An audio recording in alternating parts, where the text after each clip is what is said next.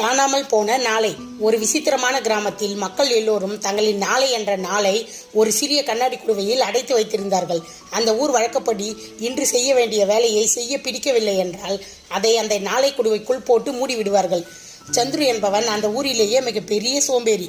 அவன் எதற்கெடுத்தாலும் இதை நாளையை பார்த்து கொள்ளலாம் என்று சொல்லி தன் குடுவைக்குள் எல்லா வேலைகளையும் போட்டுக்கொண்டே இருந்தான். ஒரு நாள் அவனது குடுவை அளவுக்கு அதிகமாக நிறைந்தது. திடீரென்று டபார் என்று வெடித்தது. குடுவை வெடித்த அந்த நொடி சந்துருவுக்கு மட்டும் காலம் உறைந்து போனது. ஊரில் இருந்த மற்றவர்களுக்கு அடுத்த நாள் விடிந்தது. சூரியன் உதித்தது. ஆனால் சந்துருவுக்கு மட்டும் இருட்டே நீடித்தது. அவன் காலண்டரை பார்த்தால் அதில் இன்று என்ற தேதியே இல்லை. அவன் யாரிடம் பேசினாலும், தம்பி, நீ இன்னும் நேற்றிலேயே இருக்கிறாய், உன்னால் எப்படி எங்களுடன் பேச முடியும் என்று கேட்டார்கள். அவன் செய்ய தவறிய ஒவ்வொரு வேலையும் பூதகரமாக மாறி அவனை சூழ்ந்து கொண்டன. சந்துரு பயந்து போய் அழத் தொடங்கினான்.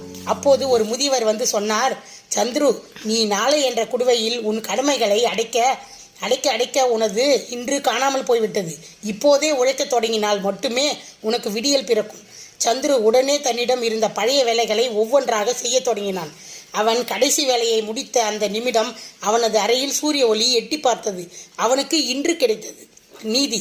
நாளை என்று தள்ளி போடும் ஒவ்வொரு நிமிடம் நம் வாழ்வின் ஒரு பகுதியை நாம் இழக்கிறோம்.